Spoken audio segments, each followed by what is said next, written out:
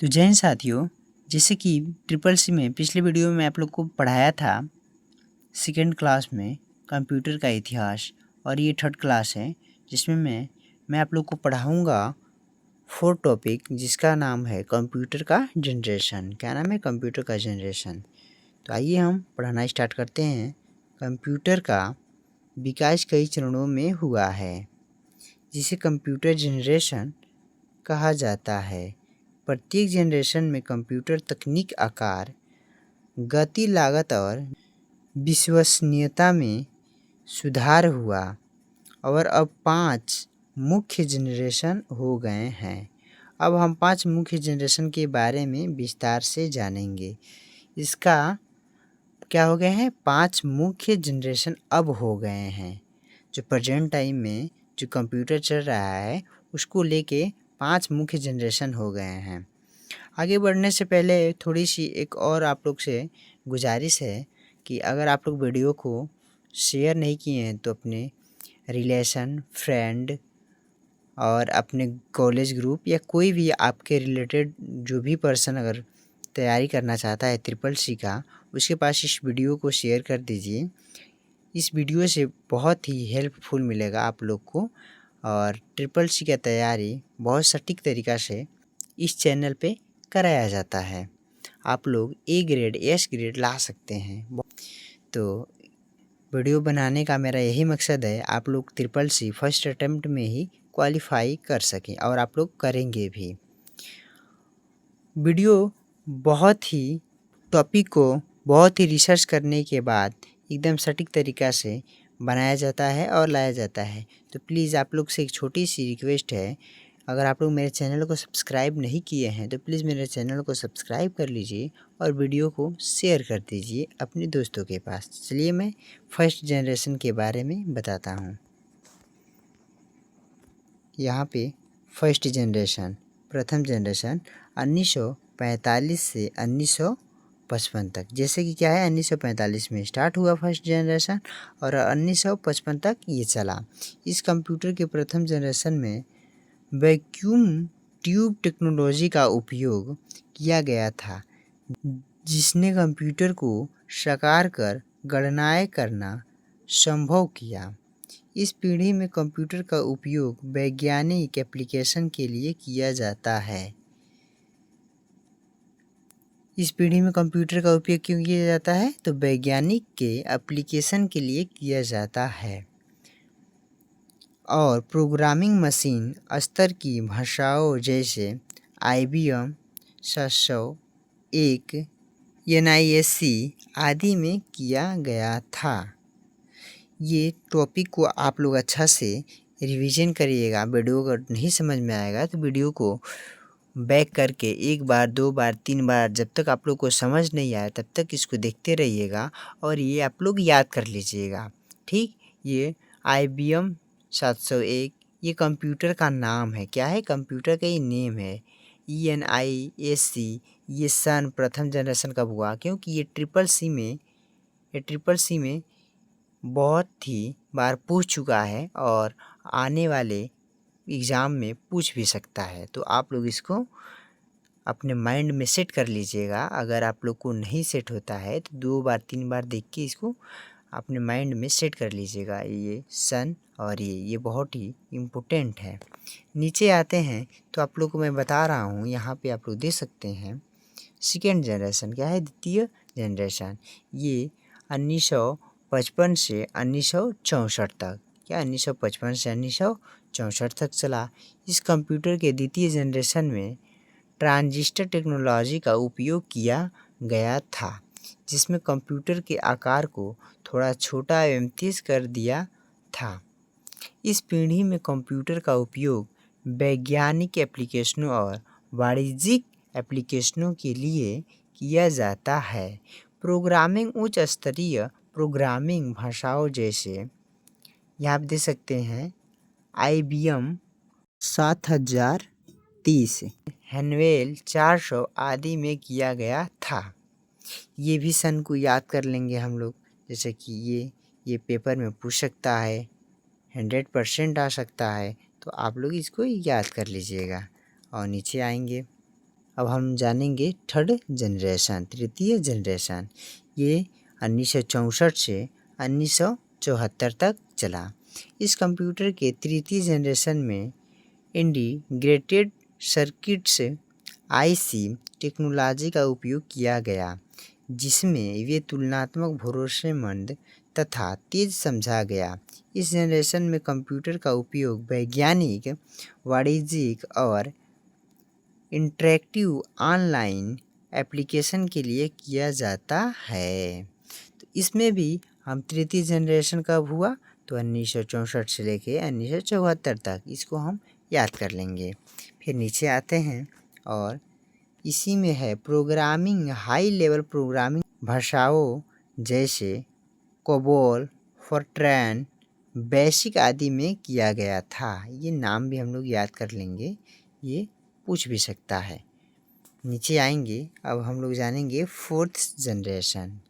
क्या जानेंगे? Fourth generation, जो 1975 से 1989 तक चला। कंप्यूटर की इस जनरेशन में तुलनात्मक रूप से बेहतर काम करने के लिए अंदर माइक्रो प्रोसेसर का उपयोग किया गया था। यह आपके बीच कहीं भी पोर्टेबल होने के लिए सबसे विश्वसनीय और आकार में बहुत कम है। इस जनरेशन में कंप्यूटर का उपयोग वैज्ञानिक, वाणिज्यिक, इंटरैक्टिव ऑनलाइन एप्लीकेशन और नेटवर्क एप्लीकेशनों के लिए किया जाता है। प्रोग्रामिंग हाई लेवल प्रोग्रामिंग भाषाओं जैसे IBM, PC आदि में की गई थी। इसमें भी हम लोग फोर्थ जनरेशन में ये हम लोग क्वेश्चन याद करना बहुत ज़रूरी है, आप लोग याद कर लीजिएगा। और ये एक बार, दो बार, तीन बार, जब तक आप लोग को याद ना हो जाए, जब तक आप लोग अंडरस्टैंडिंग ना हो जाए, तब तक इसको 2 बार 3 बार वीडियो को देखिएगा, पढ़िएगा और वीडियो को शेयर करिए। Thank you. चलिए, ये हम लोग जानेंगे फिफ्थ जनरेशन। क्या जानेंगे? फिफ्थ जनरेशन, पंचम जनरेशन। यहाँ पे 1989 से लेके अभी तक ये चल रहा है। यह उन कंप्यूटरों का जनरेशन है जहां कंप्यूटर को स्वचालित बुद्धिमत्ता दी जाती है। वे आर्टिफिशियल इंटेलिजेंट जैसे कि AI, इसका फुल फॉर्म क्या हुआ? आर्टिफिशियल इंटेलिजेंस का उपयोग करते हैं, जहां वे अपने IQ का भी उपयोग करेंगे ताकि समस्या का समाधान हो सके। इस जनरेशन में कंप्यूटर का उपयोग वैज्ञानिक, वाणिज्यिक, इंटरैक्टिव ऑनलाइन एप्लीकेशन, मल्टीमीडिया और नेटवर्क एप्लीकेशनों के लिए किया जाता है। प्रोग्रामिंग हाई लेवल प्रोग्रामिंग भाषाओं जैसे CH, यहाँ पे CH का फुल फॉर्म हुआ, यहाँ आप देख सकते हैं C#, यहाँ पे और नीचे आएंगे और नेट, फ्रेमवर्क, जावा, पाइथन आदि में किया गया था। तो यहाँ पे CH का फुल फॉर्म हो गया C#, और C# मीन्स नेट फ्रेमवर्क, ठीक, और जावा, पाइथन आदि में किया गया था। ये हम लोग को बहुत ही ज़रूरी है याद करना, तो आप लोग इसको याद कर लीजिएगा, ओके, और इसका सन भी याद कर लीजिएगा। नीचे आइए, जब तक आप लोग को अंडरस्टैंडिंग ना हो जाए तब तक वीडियो को 2 बार 3 बार 4 बार ज़रूर पढ़ते रहिए। अब हम लोग पढ़ेंगे फिफ्थ टॉपिक। क्या? Topic number 5। जैसे यहाँ पे कंप्यूटर के एप्लीकेशन। अब हम लोग क्या पढ़ेंगे? कंप्यूटर के एप्लीकेशन। कंप्यूटर के एप्लीकेशन ऑफ कंप्यूटर विभिन्न क्षेत्रों में उपयोग किए जाते हैं। क्या? विभिन्न क्षेत्रों में इसका उपयोग किए जाते हैं। नीचे प्रमुख क्षेत्र में कंप्यूटर का उपयोग का वर्णन किया गया है। कंप्यूटर का उपयोग का वर्णन किया गया है विभिन्न क्षेत्रों में, जैसे शिक्षा क्षेत्र, एजुकेशन फील्ड, जैसे क्या हो गया? ऑनलाइन। नीचे आएंगे, जैसे देखेंगे यहाँ पे पहला क्या है? ऑनलाइन क्लास और ई लर्निंग, डिजिटल पुस्तकालय, ई लाइब्रेरी, परीक्षा और परिणाम प्रणाली, रिसर्च और प्रोजेक्ट वर्क, ये सारी चीज़ें क्या हो रहा है अब कंप्यूटर से एजुकेशन क्षेत्र में हो रहा है। नीचे आएंगे तो देखेंगे सेकेंड नंबर पे क्या है, चिकित्सा क्षेत्र, जैसे मेडिकल फील्ड, जैसे रोगियों का रिकॉर्ड रखना, मेडिकल उपकरणों का संचालन, ऑनलाइन डॉक्टर परामर्श, सर्जरी में सहायता, रोबोट सर्जरी, अब रोबोट सर्जरी भी आ गया है। यहाँ पे देख सकते हैं कि अब रोबोट सर्जरी भी आ गया है। और नीचे आएंगे और देखेंगे यहाँ पे तीसरा क्या है, व्यापार और वाणिज्य, बिजनेस एंड कॉमर्स, स्टॉक और इन्वेंट्री प्रबंधन। और दूसरा क्या है, ई कॉमर्स वेबसाइट जैसे अमेजन और फ्लिपकार्ट, आप लोग तो यूज करते ही होंगे। Digital payment system, data analytics और रिपोर्टिंग। और नीचे आएंगे चौथा आएंगे और देखेंगे क्या है, बैंकिंग क्षेत्र, बैंकिंग सेक्टर, जैसे एटीएम और नेट बैंकिंग, एटीएम और नेट बैंकिंग। और यहाँ पे देखेंगे खाता प्रबंधन, क्रेडिट या debit card, transaction, fraud detection system, ये सब चीज़ें हैं। और आप लोग को अच्छा से याद कर लेना है। आप लोग को अगर समझ नहीं आएगा तो वीडियो को 2 बार 3 बार 4 बार देखिएगा। बहुत मेहनत से इस वीडियो को बनाया जाता है, पढ़ाया जाता है, ताकि आप लोग को समझ में आ जाए और आप लोग परीक्षा में बैठे तो आप लोग को सारी चीज़ों को अच्छा से मालूम चल जाए, याद आए और आप लोग अच्छा से पेपर दें। और यहाँ पे हम 5वां टॉपिक जानेंगे क्या है, विज्ञान और अनुसंधान, साइंस एंड रिसर्च। क्या है, साइंस एंड रिसर्च, डेटा विश्लेषण, मौसम पूर्वानुमान, स्पेस रिसर्च, जैसे इसरो, नासा आदि में। ठीक, यहाँ पे देख सकते हैं जेनेटिक रिसर्च। और नीचे आएंगे क्या है, मनोरंजन, क्या है मनोरंजन, इंटरटेनमेंट, जैसे मूवी देखना, म्यूजिक यानी गाना सुनना, और गेमिंग, ये गेम खेलना, वीडियो एडिटिंग और animation, social media platform, online streaming, जैसे नेटफ्लिक्स, यूट्यूब आदि। ठीक, नीचे आएंगे और देखेंगे रक्षा क्षेत्र में क्या है, डिफेंस लाइन में क्या है, मिसाइल और हथियार नियंत्रण, रडार और सैटेलाइट सिस्टम, साइबर सुरक्षा, सैनिकों का प्रशिक्षण, सिमुलेशन।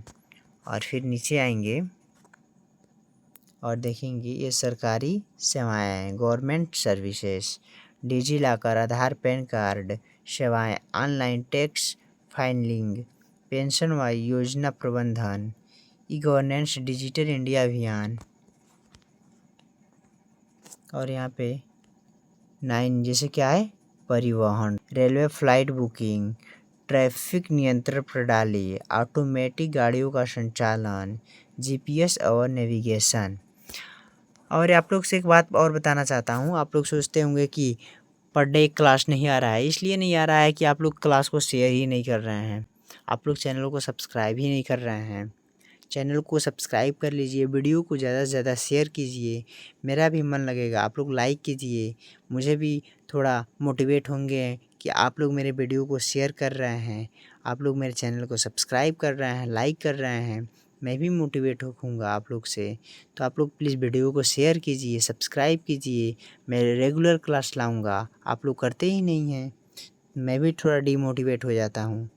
और यहाँ पे आएंगे और आप समझेंगे क्या, input output devices, input output devices, जैसे कंप्यूटर, हार्डवेयर के ऐसे उपकरण होते हैं जो कंप्यूटर और उपयोगकर्ता यूजर के बीच संपर्क स्थापित करते हैं। इन डिवाइसों को 2 भागों में बांटा जाता है, जैसे पहला है इनपुट डिवाइसेज और दूसरा आउटपुट होता है। तो इनपुट डिवाइसेज में क्या है, इनका उपयोग कंप्यूटर को डाटा या निर्देश देने के लिए किया जाता है। और नीचे आएंगे तो यहाँ पे देखेंगे प्रमुख इनपुट डिवाइसेज, जैसे डिवाइस और उपयोग। तो क्या है, कीबोर्ड, कीबोर्ड क्या है, इनपुट डिवाइस, क्या है कीबोर्ड, इनपुट डिवाइस। ये पेपर में पूछ सकता है, तो इसको याद कर लीजिएगा आप लोग, अच्छा से माइंड में सेट कर लीजिएगा कि कौन कौन से इनपुट डिवाइस है और कौन कौन सा आउटपुट डिवाइस है और इसका उपयोग क्या है। तो इनपुट डिवाइस में पहला क्या है, कीबोर्ड। कीबोर्ड जैसे कीबोर्ड का उपयोग क्या है, काम का है, टेक्स्ट कमांड देना आदि टाइप करने के लिए, ठीक। फिर है माउस, दूसरा क्या है माउस, जैसे कि स्क्रीन पर पॉइंटर को नियंत्रित करने के लिए। तीसरा क्या है स्कैनर, जैसे कागज़ पर बनी छवियों या दस्तावेजों को कंप्यूटर में डालने के लिए, ठीक। नीचे आएंगे, फिर यहाँ क्या है माइक्रोफोन। माइक्रोफोन जैसे ऑडियो आवाज़ इनपुट के लिए, ये सब क्या है इनपुट डिवाइस। क्या है हम लोग समझेंगे, इनपुट डिवाइस। और इनपुट डिवाइस में ये भी है जैसे माइक्रोफोन, जैसे वेब कैम। ये वेब कैम क्या है, लाइव वीडियो इनपुट देने के लिए। टच स्क्रीन, क्या है टच स्क्रीन, जैसे कि स्क्रीन को स्पर्श कर इनपुट देने के लिए। फिर अब हम लोग जानेंगे आउटपुट डिवाइसेज। क्या जानेंगे, आउटपुट डिवाइसेज। इसका क्या है, इनका उपयोग कंप्यूटर से प्राप्त परिणामों को उपयोगकर्ता तक पहुंचाने के लिए किया जाता है। जैसे प्रमुख आउटपुट डिवाइसेज का नाम हम लोग जानेंगे। पहला क्या है मॉनिटर। क्या है मॉनिटर, जैसे विजुअल जानकारी प्रदर्शित करने के लिए इसका उपयोग है। और दूसरा क्या है प्रिंटर। प्रिंटर है ये आउटपुट डिवाइस है, ठीक, जो इनपुट से होके आउटपुट से निकलता है। तो प्रिंटर भी डाटा को कागज़ पर छापने के लिए है। स्पीकर है यहाँ पे ध्वनि साउंड आउटपुट के लिए। प्रोजेक्टर है जैसे स्क्रीन पर बड़े रूप में जानकारी दिखाने के लिए। अब यहाँ पे कुछ हम लोग समझेंगे इनपुट और आउटपुट डिवाइसेज, दोनों एक ही में मिला के कुछ डिवाइसेज दोनों कार्य कर सकती है। जैसे क्या है, जैसे यहाँ पे देखेंगे, जैसे डिवाइस और इनपुट और आउटपुट का कार्य कोई नहीं बताता है, आप लोग इस वीडियो में देखिए। जैसे क्या है पहला टच स्क्रीन, जैसे इनपुट टच और आउटपुट डिस्प्ले दोनों। मॉडेम, मॉडेम क्या है डेटा को भेजना और प्राप्त करना। Network card NIC data transmission और रिसेप्शन। क्या है डेटा ट्रांसमिशन और रिसेप्शन। नीचे आएंगे 7 टॉपिक को समझेंगे। Storage device. स्टोरेज डिवाइस वह हार्डवेयर उपकरण होते हैं जिनका उपयोग डाटा सूचना और प्रोग्राम्स को अस्थायी या अस्थायी रूप से संग्रहित स्टोर करने के लिए किया जाता है। जैसे स्टोरेज डिवाइसेज के प्रकार। क्या है स्टोरेज डिवाइस के प्रकार, टाइप ऑफ स्टोरेज डिवाइस आप समझेंगे। पहला क्या है प्राथमिक स्टोरेज, प्राइमरी स्टोरेज। जैसे पहला है इसे मेन मेमोरी या प्राइमरी मेमोरी भी कहा जाता है और यह अस्थायी टेम्परेरी मेमोरी होते हैं। उदाहरण के लिए जैसे रैम और रोम, रैंडम एक्सेस मेमोरी और रीड ओनली मेमोरी। रैम का फुल फॉर्म क्या हुआ रैंडम एक्सेस मेमोरी और रोम का फुल फॉर्म क्या हुआ रीड ओनली मेमोरी। इसको याद कर लेंगे, ये पेपर में बहुत बार पूछ चुका है और पूछ भी सकता है 100%, तो उसको याद कर लेंगे। और दूसरा क्या है द्वितीय स्टोरेज, सेकेंडरी स्टोरेज क्या है, इससे अस्थाई स्टोरेज भी कहते हैं। डाटा को लंबे समय तक स्टोर किया जा सकता है। जैसे उदाहरण के लिए hard disk, solid state drive. जैसे ये हुआ HDD का full form hard disk, solid यानी SD का फुल फॉर्म क्या हुआ सॉलिड स्टेट ड्राइव। CD का फुल फॉर्म क्या हुआ कॉम्पैक्ट डिस्क और DVD का डिजिटल वर्सटाइल डिस्क। और यहाँ पे देख सकते हैं USB फ्लैश ड्राइव का क्या हुआ पेन ड्राइव, उसको बोलते हैं USB फ्लैश ड्राइव। और आएंगे और नीचे हम लोग देखेंगे क्या है मेमोरी कार्ड। अब हम लोग पढ़ेंगे मेमोरी कार्ड। जैसे online cloud storage, cloud storage जैसे डाटा को इंटरनेट के माध्यम से स्टोर किया जाता है। जैसे उदाहरण के लिए Google drive drop box, one drive. इसमें आप लोग डाटा को स्टोरेज कर सकते हैं इंटरनेट के माध्यम से।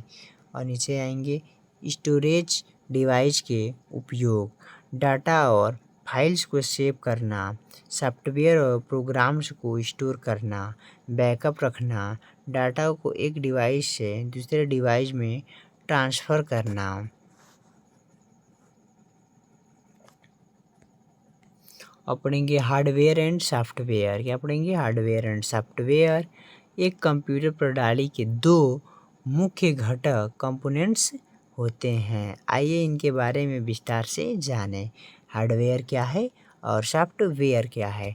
तो हार्डवेयर के बारे में आप लोग से बताऊंगा। यहाँ पे इसका परिभाषा है, हार्डवेयर ए भौतिक यानी फिजिकल उपकरण होते हैं जिन्हें हम देख और छू सकते हैं। वे कंप्यूटर का वह हिस्सा है जो विभिन्न कार्यों को करने में सहायता करता है। नीचे आएंगे, जैसे उदाहरण के तौर पे यहाँ पे देखेंगे input device, keyboard, mouse, scanner, इसको हम छू सकते हैं। आउटपुट डिवाइस की बात करें, monitor, printer, speaker. Storage device में hard disk, pen drive, SSD, इसको हम छू सकते हैं। और नीचे आएंगे फिर यहाँ पे प्रोसेसिंग डिवाइस, जैसे सीपीयू और मदरबोर्ड और रैम। नीचे आएंगे और सॉफ्टवेयर के बारे में जानेंगे। सॉफ्टवेयर क्या है, इसका परिभाषा हम लोग जानेंगे। सॉफ्टवेयर वह निर्देशों का समूह होता है जो कंप्यूटर को कार्य करने के लिए बताता है। इसे छू नहीं सकते, केवल इस्तेमाल किया जा सकता है। इसको आप लोग याद कर लीजिएगा, ये बहुत ही इम्पोर्टेंट टॉपिक है। नीचे आएंगे तो यहाँ पे देखेंगे प्रकार, इसका प्रकार, जैसे सिस्टम सॉफ्टवेयर, जैसे ऑपरेटिंग सिस्टम जैसे विंडोज़, लिनक्स, जो हार्डवेयर और यूजर के बीच का काम करता है। एप्लीकेशन सॉफ्टवेयर जैसे विशेष कार्यों के लिए, जैसे MS Word, Excel, Photoshop. Utility software आएंगे, यूटिलिटी सॉफ्टवेयर जैसे एंटीवायरस, डाटा बैकअप टूल आदि। और मुख्य अंतर, अब इसमें जानेंगे हम लोग हार्डवेयर और सॉफ्टवेयर के अंतर। जैसे हार्डवेयर, सॉफ्टवेयर। जैसे प्राकृतिक एक प्रकार की हो गई, ठीक, वो क्या हो गया? भौतिक। क्या हो गया? भौतिक, जिसको हम लोग छू सकते हैं। सॉफ्टवेयर अमूर्त, क्या? जिसको हम छू नहीं सकते, नॉन फिजिकली, जैसे देख और छू सकते हैं। हाँ, सब हार्डवेयर को हम जिसे देख सकते हैं और छू भी सकते हैं, और सॉफ्टवेयर को छू नहीं सकते।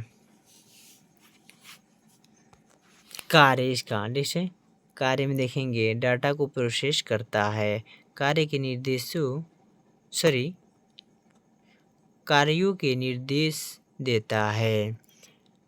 विफलता, जैसे टूट फूट या खराबी, ये क्या हो जाता है? हार्डवेयर टूट फूट जाता है या खराब हो जाता है। इसमें सॉफ्टवेयर में क्या होता है? वायरस या कोडिंग त्रुटि से इसमें वायरस पड़ जाते हैं या तो कोडिंग में कोई त्रुटि हो जाती है।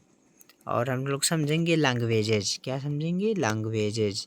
ये लैंग्वेजेज है। कंप्यूटर में लैंग्वेज का अर्थ होता है कंप्यूटर से बातचीत करने का तरीका या माध्यम। कंप्यूटर केवल 0 और 1 बाइनरी को समझाता है, लेकिन मनुष्य के लिए उसे समझना कठिन है। इसलिए विभिन्न प्रोग्रामिंग लैंग्वेजेज बनाई गई है जो कंप्यूटर को निर्देश देने में मदद करती है। जैसे प्रसिद्ध हाई लेवल लैंग्वेजेज और भाषा का नाम और उसका विशेषता और उसका उपयोग। जैसे सी हो गया, ये तेज सिस्टम प्रोग्रामिंग के लिए इसका विशेषता है। और इसका उपयोग के बारे में बात करें तो क्या है? ये ऑपरेटिंग सिस्टम है। और C++, आज जान जाइए आप लोग, सी और C++, जावा, पाइथन, जावा स्क्रिप्ट क्या होता है? तो ये क्या है? Objects oriented. क्या है? Objects oriented. ये क्या है? उपयोग करने के लिए, जैसे गेमिंग सॉफ्टवेयर में इसका उपयोग ज़्यादा होता है, ठीक, C++ का। अब हम लोग बात करेंगे जावा का। तो जावा क्या है, ये प्लेटफार्म इंडिपेंडेंट है। ये क्या है, प्लेटफार्म इंडिपेंडेंट। इसकी विशेषता है ये मोबाइल ऐप्स, इंटरप्राइज ऐप्स का बनाने में उपयोग किया जाता है। अब आ गया पाइथन। क्या है, पाइथन। पाइथन सरल और शक्तिशाली है। ये एआई मशीन लर्निंग वेब के लिए इसका उपयोग किया जाता है, पाइथन का। फिर हम लोग जानेंगे जावा स्क्रिप्ट। जावा स्क्रिप्ट क्या है, ये वेब पेज में इंटरेक्टिविटी करने के लिए किया जाता है। और इसका उपयोग के बारे में बात करें तो ये वेबसाइट डेवलपमेंट करने के लिए किया जाता है जावा स्क्रिप्ट का प्रयोग। और यहाँ पे जानेंगे HTML और CSS। ये क्या है, ये वेबसाइट का ढांचा और डिज़ाइन बनाने के लिए इसका किया जाता है, HTML और CSS का। और इसका उपयोग की बात करें तो ये क्या है, वेब डिज़ाइनिंग ये सॉफ्टवेयर है। नीचे आएंगे और हम लोग समझेंगे बेसिक ऑपरेशन। क्या है, basic operation. Basic operation of computer. तो कंप्यूटर 5 मुख्य बेसिक ऑपरेशंस मूल्य कार्य करता है। वे कार्य कंप्यूटर को डेटा प्रोसेस करने में सक्षम बनाते हैं। जैसे इनपुट ऑपरेशन। इनपुट ऑपरेशन के बारे में हम लोग समझेंगे यहाँ पे। इनपुट ऑपरेशन, ये कंप्यूटर बाहरी दुनिया से डेटा प्राप्त करता है। इनपुट, ये बाहरी दुनिया से डेटा को प्राप्त करता है। इनपुट डिवाइसेज जैसे कीबोर्ड, माउस, स्कैनर आदि का उपयोग होता है। हम लोग ऊपर पढ़े ही हैं। ठीक नीचे जैसे उदाहरण के लिए इसका यूजर द्वारा नाम टाइप करना। जैसे आप लोग कीबोर्ड से, आप लोग यूज़र हो गए, कीबोर्ड से इसी की को प्रेस करते हैं तो वही ये बात कर रहा है, यूज़र द्वारा नाम टाइप करना। Processing operation. क्या है, प्रोसेसिंग ऑपरेशन, ये प्राप्त इनपुट डेटा को प्रोसेस करता है, गणना या विश्लेषण। ठीक, यह कार्य CPU सेंट्रल प्रोसेसिंग यूनिट, यहाँ पे जानेंगे CPU का फुल फॉर्म क्या है, सेंट्रल प्रोसेसिंग यूनिट द्वारा किया जाता है। नीचे उदाहरण के लिए जैसे इसका उपयोग गणना करना, जोड़ना, तुलना करना। अब आ गया आउटपुट ऑपरेशन। क्या आ गया, आउटपुट ऑपरेशन, ये प्रोसेस किए गए डेटा का परिणाम बाहर दिखाना। आउटपुट डिवाइसेज जैसे मॉनिटर, प्रिंटर, स्पीकर आदि काम आते हैं।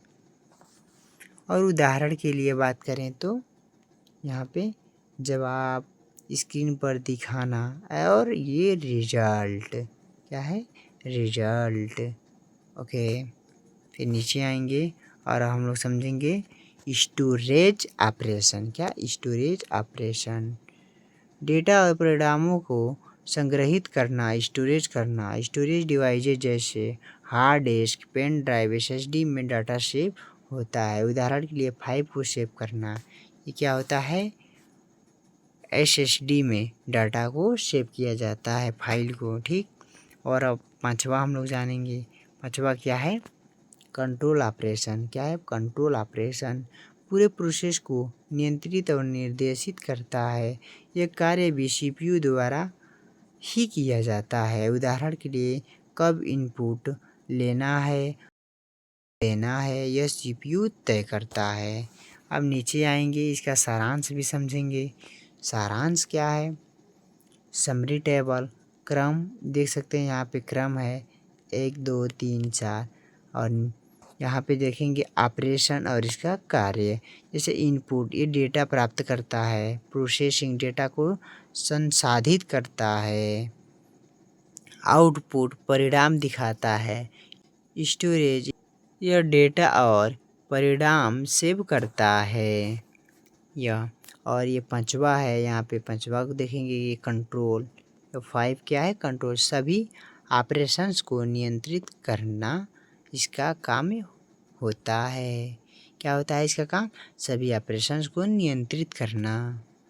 अब हम लोग जानेंगे मल्टीमीडिया इंटरटेनमेंट। मल्टीमीडिया इंटरटेनमेंट, जैसे कि मल्टीमीडिया का अर्थ है एक से अधिक मीडिया का उपयोग, जैसे कि टेक्स्ट, ऑडियो, वीडियो, इमेज और एनिमेशन को एक साथ उपयोग करना।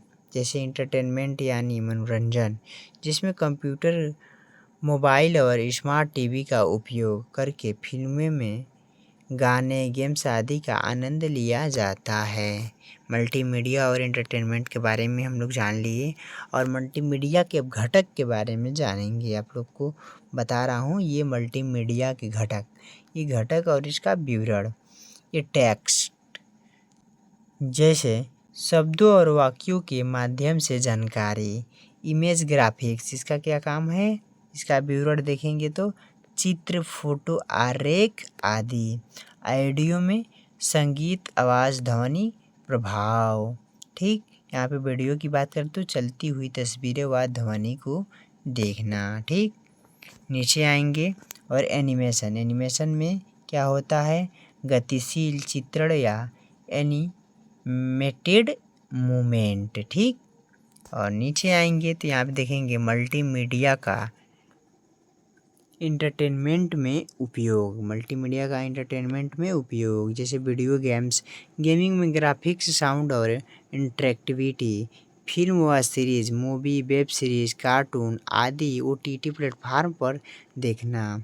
म्यूजिक प्लेयर्स जैसे ऑडियो और वीडियो गाने सुनना व देखना।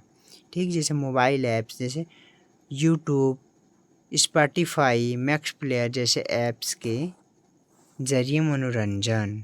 और वर्चुअल रियलिटी क्या है, वर्चुअल रियलिटी जैसे 3D एनिमेशन व इमर्सिव अनुभव।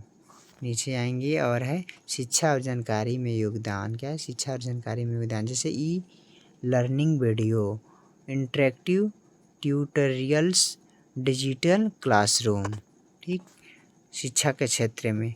अब इसका हम लोग निष्कर्ष जानेंगे। क्या है इसका निष्कर्ष मल्टीमीडिया का, तो मल्टीमीडिया कंप्यूटर को सिर्फ जानकारी देने का नहीं बल्कि मनोरंजन, शिक्षा और स्वाद का जरिया भी बनता है। आज का डिजिटल एंटरटेनमेंट मल्टीमीडिया के बिना अधूरा है। तो ये आज की क्लास यहीं पे एंड होती है।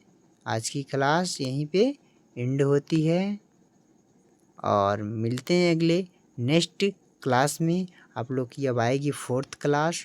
तो फिर से मैं बोल रहा हूँ कि वीडियो को बहुत मेहनत से लाया जाता है, डिज़ाइन करके बना के, ताकि आप लोग अच्छे से इसको पढ़ें, रिवीजन करें। अगर आप लोग को कोई भी टॉपिक समझ नहीं आता है तो आप लोग कमेंट कर सकते हैं या तो वीडियो को बार बार देख सकते हैं। अगर जब तक आप लोग को समझ ना आ जाए तब तक आप लोग वीडियो को देखते ही रहिए, 2 बार, 3 बार, 4 बार, जब तक आप लोग एकदम संतुष्ट न हो जाए अपने अंदर से। और पेपर में जाइएगा और माइंड सेट करके पेपर दीजिएगा। ठीक, तो आप मिलते हैं अगले आप नेक्स्ट वीडियो के साथ 4th क्लास में। और चैनल को सब्सक्राइब कर लीजिए, वीडियो को शेयर कर लीजिए। थैंक यू, धन्यवाद।